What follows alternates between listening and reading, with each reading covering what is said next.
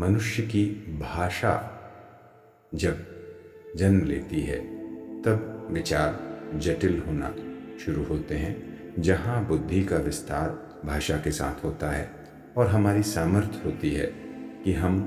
एक बात को भी हजार ढंग से कह सकें, उसकी गहराई में जा सकें, उसके बहुत सारे आयामों को परीक्षित कर सकें। भाषा की तकनीक के साथ मनुष्य संवेदनाओं और अनुभूतियों की सरलता से दूर होता भी गया और हम जटिल ढंग से अपनी बात तो कह पाए, हम ढेर सारी बातें कह पाए, लेकिन हमने विचार नाम की एक प्रक्रिया भी इसके साथ पैदा कर ली जो अनुभूतियों से दूर थी। और इसका दुष्परिणाम ये हुआ, हम विकसित तो हुए लेकिन अनुभूतियों के साथ हमारी एक निश्चित दूरी बनती गई, हम ज़्यादा विचारमय होते गए। सोच के देखें, आदिवासी जंगल में रहने वाला वो अनुभूतियों के आसपास जीने वाला व्यक्ति है, इसीलिए सरल है। ढेर सारी आदिवासी भाषाओं में गिनती के शब्द हैं, जबकि आधुनिक मनुष्य के पास लाखों लाख शब्दों का भंडार है। तो जहाँ इन शब्दों ने मनुष्य को सामर्थ्य दी कि वो बहुत कॉम्प्लिकेटेड बातों को कह सके, बहुत सारी सुंदरता की रचना कर सके, बहुत सारी गहराइयों में जा सके, जीवन की, सोच की, एक ही विषय को बहुत सारे आयामों में परख सके, लेकिन वहीं वो जो सरलता थी, क्या विचार ने उससे भी हमको दूर कर दिया। हम सोच के तल पर, विचार के तल पर तो धनवान हुए, लेकिन अनुभूति के तल से दूर होते गए, वहाँ हम गरीब होते गए। इसीलिए अच्छी कविता, अच्छी कला हमको अनुभूतियों की तरफ वापस ले जाने का काम करती है। ज्ञान हमको हमारी मूलभूत अनुभूतियों की तरफ लेके जाता है और हमारा जो केंद्र है वहाँ स्थापित करता है।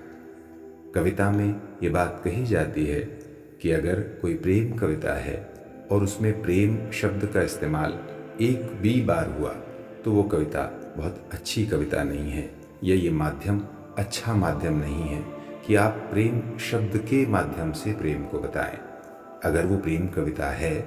तो शब्दों का जो विन्यास है, जो संरचना है कविता की, उसमें प्रेम की अनुभूति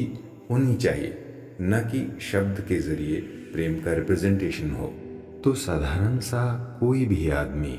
अपनी प्रेमिका के संदर्भ में, उसके सौंदर्य के संदर्भ में हजारों हजार शब्द कह सकता है, लेकिन काम की बात यह है कि उन हजारों शब्दों में कितने शब्द ऑथेंटिक हैं, जेन्युइन हैं, कितने शब्दों के भीतर अनुभूति की सारगर्भिकता छिपी हुई है, उनके अंदर वास्तविक रूप में कोई भाव है, और कितने सारे शब्द हैं जो खोखले हैं, जो कहने के लिए कह दिए गए हैं, या जिनका अनुभूति से कोई तालमेल नहीं है, जो निरी लफ्ज़ी हैं।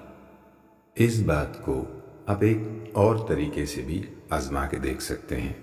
कि दिन में 60,000 बार आप विचार करते हैं, लेकिन उसमें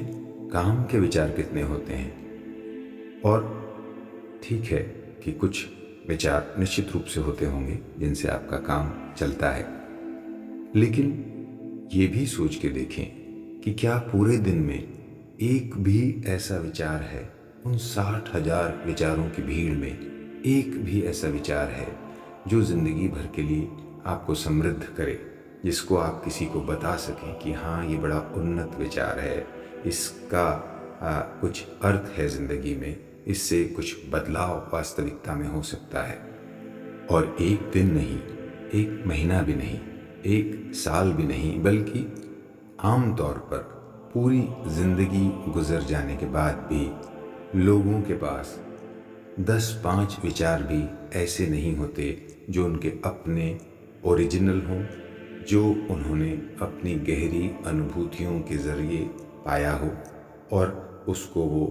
10-5 सेंटेंसेस में पिरो सकें और ये कह सकें अपने बेटे, अपने संबंधियों से कि ये मेरे जीवन का मर्म है, तो ऐसा कैसे होता है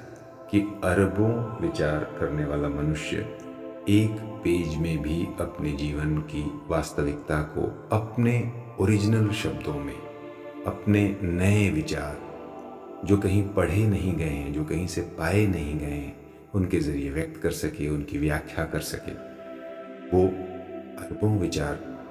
का व्यवहार करता है, लेकिन वो सब इधर उधर के होते हैं और 99% तो रिपीटिशन होता है। इस बात से, इस प्रयोग से आप समझ सकते हैं कि विचारों की, सोच की तमीज़ कितनी ज़रूरी है